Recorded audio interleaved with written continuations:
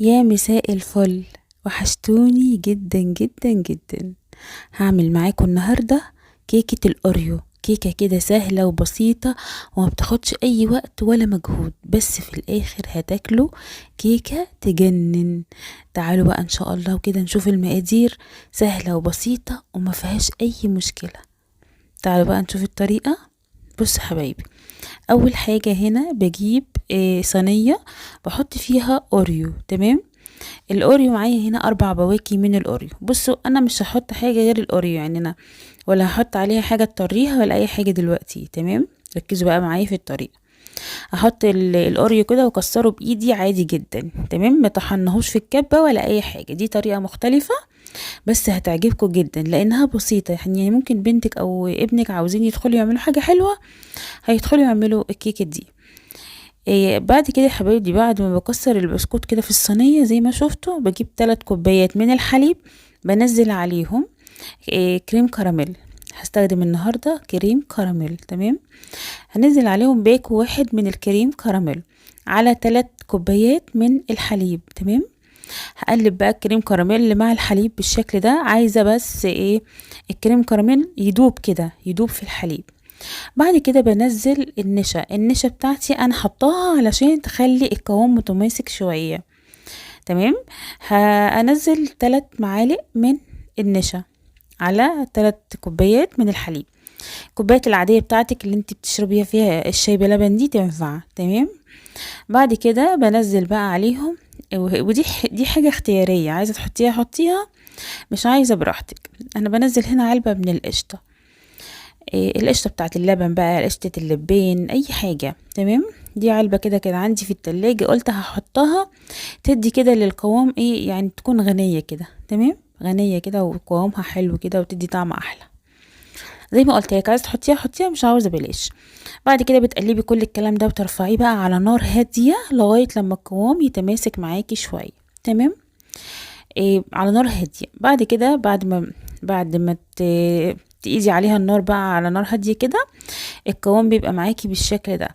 بتجيبيه بقى وتنزليه على البسكوت اللي احنا كسرناه بالشكل ده. بصوا، بنزله كده على البسكوت. عايزه اقول لكم بجد، تخيلوا بقى انتوا كده اوريو مع كريم كراميل وحاجه كده بارده، تخيلوا انتوا الطعم ده. لسه بقى، ده لسه كمان هتشوفوا الباقي دلوقتي، ده هيعجب بجد. الكيكه دي من اجمل واحلى الكيكات البارده اللي انا عملتها. بعد كده بتدخلوها التلاجة عشان انا عايزه بقى الكريم كراميل، طبقه الكريم كراميل اللي انا حطيتها دي تتماسك معايا كده وتجمد. تمام، هحطها بقى في التلاجة. تعالوا بقى نعمل باقي الخطوات بتاعتنا.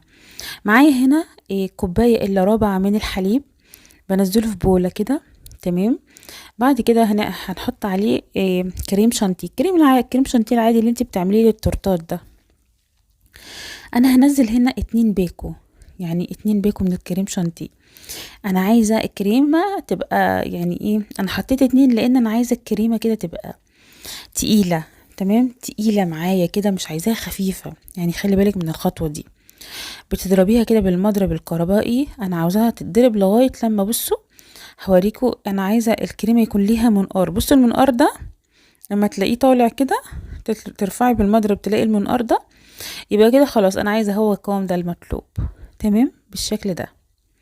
بعد كده حبايبي بطلع بقى الصينية بتاعت الاوريو والكريم كراميل من التلاجة، تكون متماسكت معايا كده شويه. يعني متحطيش طبقه الكريمه دي على طبقه الاوريو والكريم كراميل غير لما تتماسك شويه، لازم تحطيها في التلاجة. بعد كده بتنزلي بقى الكريمه وبتظبطيها كده وبتسويها بالشكل ده في الصينيه كده، بالشكل اللي انتوا شايفينه ده. بعد كده برجعها التلاجة تاني. تمام، برجعها التلاجة تاني عشان انا عايزه برضو الكريمه دي تسقع شويه كده معايا. بعد كده وهي في التلاجة هنعمل بقى الطبقة الأخيرة اللي هي على الوش خالص، اللي هي طبقة الشوكولاتة. بجيب كوباية كده شوكولاتة، مش شوكولاتة الخام، أنا مستخدمة النهاردة دريم. بنزل عليها نص كوباية من الحليب وعليها معلقة كبيرة من الزبدة. برفعهم برضو على نار هادية لغاية لما الشوكولاتة تدوب معايا خالص. عايزة الشوكولاتة تدوب كده ويبقى قوامها سايل كده، إيه بالشكل اللي انتوا هتشوفوه دلوقتي. تمام.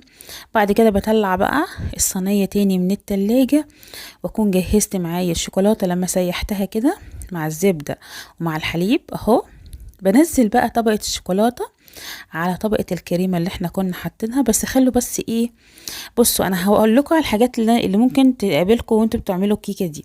ما تنزلوش الشوكولاته وهي سخنه قوي، يعني سيبوها تبرد سنه. تمام، مش تبرد قوي برضو، يعني سيبوها تبرد شويه صغيره. تمام، علشان ما تسيحش الكريمه، عشان ما تسيحش طبقه الكريمه وتدي كده شكل مش حلو. بتنزلي بقى الشوكولاته على الكريمه بالشكل اللي انتوا شايفينه ده. تمام. بكون مبقيه معايا باكو بسكوت اوريو، بجيب بقى هما فيه 6. بنزل بقى ال6 اوريو كده على الوش كده. تمام، بيدي شكل حلو وطعم حلو قوي كمان في الاخر. لو عايزه تستغني عن الخطوه دي ماشي، مفيش اي مشكله. تمام. بعد كده يا حبايبي بدخلها التلاجة. بصوا بقى، تدخلوها التلاجة وتسيبوها لتاني يوم علشان تتماسك. يعني ما تقولوش بقى ساعة ولا ساعتين بقى ونطلعها وناكل. بتغلطوا غلطتي انا ما صبرتش عليها يا جماعة. انا بس حطيتها ساعة كده والولاد قالوا لي عايزين ناكل منها ومش عارفة ايه، وطلعتها وما كانتش اتمسكت معايا كويس. بس تاني يوم عايزة اقول لكم حاجة بقى فوق الوصف رهيبة. ولا تقولوا لي بقى ايس كريم، ولا تقولوا لي اي كيكة من اللي كلتوها، ولا اي حاجة من الحلويات اللي انتوا كلتوها قبل كده. تاني يوم تحفة يا جماعة. بصوا زي ما قلت لكم، انا هقول لكم على الغلطات اللي انا غلطتها عشان انتوا ما تغلطهاش. تمام. ما تسيبوهاش ساعة وطلعوها لان هتبقى سايحة كده. تمام. سيبوها بس كده ايه مدة محترمة في التلاجة. تعالوا بقى ندوق بقى الطبقات. شايفين الطبقة اللي تحت اوريو، اللي فوقيها كريم كراميل، اللي فوقيها كريم شانتيه، اللي فوقيها طبقة شوكولاتة. حاجة كده ميكس ما بين الأربعة، مش قادرة أقول لكم على الجمال. حاجة فوق الوصف، عدت الحدود يعني. بجد دي كيكة سعادة، تاكليها كده هتحسي بالسعادة كده. جميلة جدا جدا جدا. يا رب الوصفة تعجبكم. اعملوها في الجو بقى الحر، تبرد كده على قلبكم. وما تشتروش بقى الحاجات دي من بره، واعملوها في البيت بطريقتي هتعجبكم جدا جدا. انا شكلي كده هخلص الحتة دي وانا في الفيديو مش قادرة اقاوم جمالها، مش قادرة جمالها يعني. بص فوق الوصف. يا رب بقى الوصفة تعجبكم. عايزاكم تشتركوا في قناتي دي، قناتي اكلاتي واختراعاتي، وتفعلوا الجرس عشان لما تفعلوا الجرس هيوصل لكم مني كل جديد في قناتي. يا رب بقى الوصفة تعجبكم، وكل سنة وانتم طيبين. شايفين حلاوتها؟ يلا بألف هنا وشفا، واشوفكم ان شاء الله في فيديو جديد ووصفة جديدة. يلا مع السلامة، باي باي.